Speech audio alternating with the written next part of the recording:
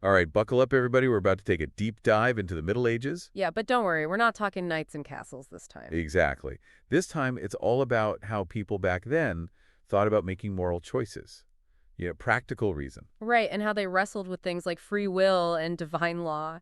Huge questions. Exactly. And we're basing this deep dive on the Stanford Encyclopedia of Philosophy's entry on, get this, medieval theories of practical reason. So medieval philosophy, a period where religion was like the dominant force, right? Oh, yeah. So how did that shape their ideas about practical reason? Where do we even begin? Well, gotta start with Augustine. Like, his view is super influential back then. Okay, so Augustine, what was his big idea? So he basically said that morality all boils down to following eternal divine law. Like a set of rules from God. Exactly. And get this, he thought this divine law was imprinted on our minds by God himself. Okay, so it's like we've got this built-in moral compass, courtesy of the divine. Yeah, exactly. Hmm. That's pretty different from, say, some of those ancient Greek philosophers, right? Yeah, you're right. It puts a totally different spin on things. Like Aristotle was all about practical wisdom, phronesis. Right, using reason and experience to navigate those ethical dilemmas, find that balance. Exactly.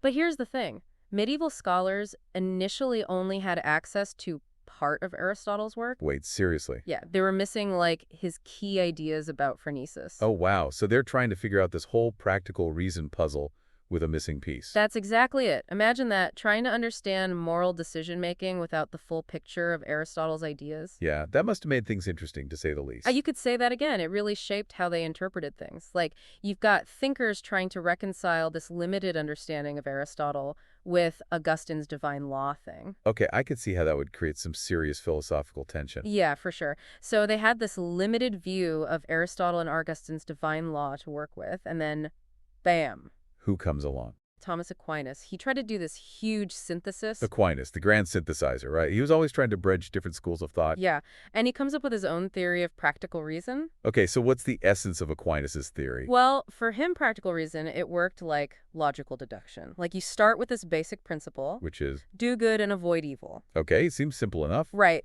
But then it gets a bit more complex. He brings in this whole hierarchy of laws, like eternal law, natural law, and then there's synderesis. Whoa, hold on. Eternal law, natural law, synderesis? My brain's already doing backflips. Yeah, it's a lot. Think of it like a ladder. Okay, a ladder. I'm listening. At the top, you've got eternal law. That's God's big plan for everything, like the ultimate blueprint. Got it. So eternal law, top of the ladder. What's next? Then you've got natural law. That's how we, like humans, participate in that eternal law. We're like tuned into it. Okay, so we're all connected to this divine blueprint I'm following. And what about synderesis? Where does that fit in? So synderesis is like our natural grasp of those basic moral truths. It's like knowing that hurting others is wrong, that kind of thing. Okay, so Aquinas is saying we're hardwired for morality, but not just randomly. It's directly linked to God's plan. Yeah, pretty much. And this really resonated in the Middle Ages. Yeah, definitely. But was everyone on board with Aquinas' ideas? I mean, there are always other schools of thought, right? Oh, yeah, totally. And this is where things get really interesting. Like what? Spill the philosophical tea. So there are these Franciscan philosophers, right? They brought in this whole other perspective. Free will, man. Oh, yeah? Free will versus determinism, that's a classic debate. Right. And these guys like John Duns Scotus and William of Ockham, they were like, hold on, Aquinas, is a reason really all it takes? Yeah, can't we choose to, mess things up a bit, even if we know better? Exactly. They emphasized the power of the will, our ability to choose. They weren't so sure about Aquinas's whole logical deduction thing, like maybe our choices aren't just, following a set path. So how did their view of natural law differ from Aquinas's? It seems like they're pushing back against this idea that God's plan is fixed. You got it. For Scotus and Occam, God was so powerful that he could, like, reshape even those basic moral principles that Aquinas was talking about, the ones we were supposedly hardwired with. Yeah, so, like, God could change the rules of morality. That's pretty wild. I know, right? It makes you wonder, like, if God can change the rules, what does that even mean for good and evil? Right. It gets to, like, the core of this whole debate. Reason, will, divine power, all tangled up. So we've got Augustine with his divine law, Aquinas with his hierarchy, and now the Franciscans are bringing in free will and a God who might just switch things up. Yeah, exactly. It gets messy. So where does Aristotle's phronesis fit into all this? Practical wisdom. That's the big question, isn't it? How do you reconcile practical wisdom with a God who might just override everything? Yeah, it seems like they could clash. Like, on one hand, we should use reason to figure out ethical stuff, but then God might just come in and change everything. Yeah, and Aquinas actually recognized this tension. Like, he knew that sometimes faith wins over philosophical reasoning. Really? Yep. He even said, and I quote, "An old woman with faith knows more about how to live well than any philosopher." Wow, that's a pretty strong statement from the guy who loved reason. I know, right? It shows how those medieval thinkers, they were really wrestling with this whole faith and reason thing, trying to figure out where they fit together. Okay, so we've got this whole mix of ideas about practical reasons in the Middle Ages. But how does it all compare to later stuff? Like, what about Kant? He was all about reason and universal moral principles. Oh, yeah, that's a great comparison. There are definitely some similarities and some big differences there. Okay, so give me the rundown. Medieval practical reason versus Kant.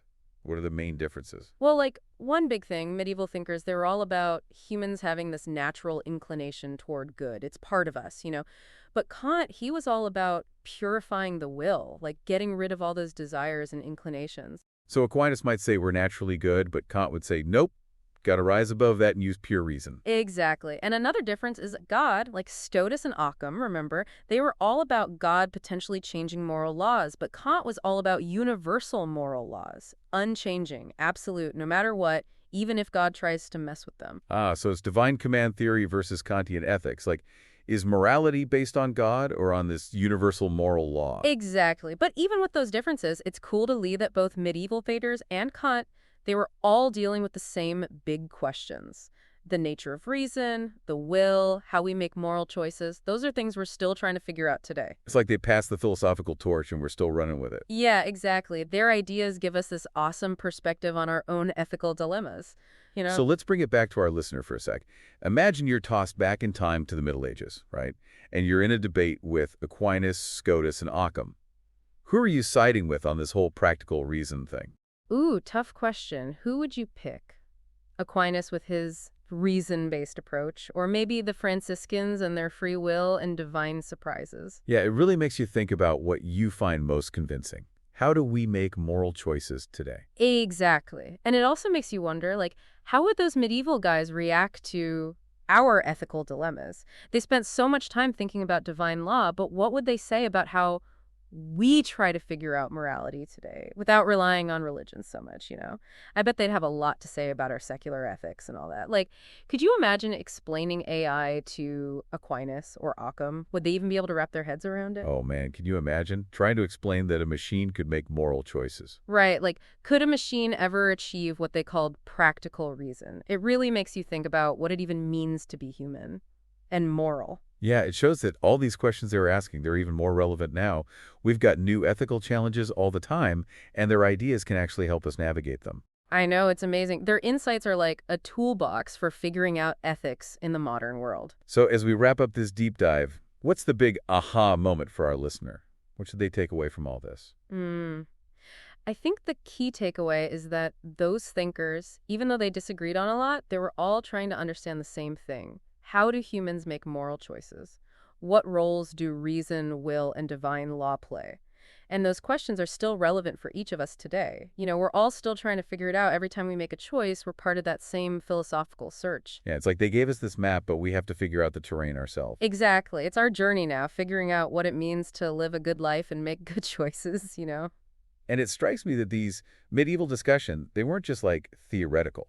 They were dealing with real issues, stuff that actually affected people's lives. Yeah. It's so cool how their theories actually influence things like political thought and legal systems, even how people understood their own moral duties. It wasn't just philosophy for philosophy's sake. Right, like Aquinas' natural law. That had a huge impact on Western law. Totally. And even today, things like natural rights and universal moral order, those ideas go all the way back to those medieval debates. They were wrestling with questions that still shape our world today. It's amazing, right? Okay, so as we wrap up, what's the one thing you want our listener to walk away with? What's the big takeaway? I think it's this. Even though they had their differences, all those thinkers were trying to understand how we humans make moral choices. You know, how do reason, will, and divine law all play into it? And that's something we're still trying to figure out every single day. It's a journey we're all on, isn't it? It is, and who knows, maybe someday future philosophers will look back at US and wonder the same things about our ethical debates. I would love to hear that conversation. But for now, we'll leave our listener with this. Think about those medieval debates as you go about your day making choices. Do you lean more towards Aquinas and reason? Or maybe the Franciscans with free will and those curveballs life throws at you? It's something to think about. And ultimately, I guess the answer is inside each of us. We're all on this journey together. So until our next deep dive, keep those big questions coming. And remember, as Aquinas might say, even an old woman with faith can teach us a thing or two about living a good life. Couldn't have said it better myself. Keep those philosophical gears turning.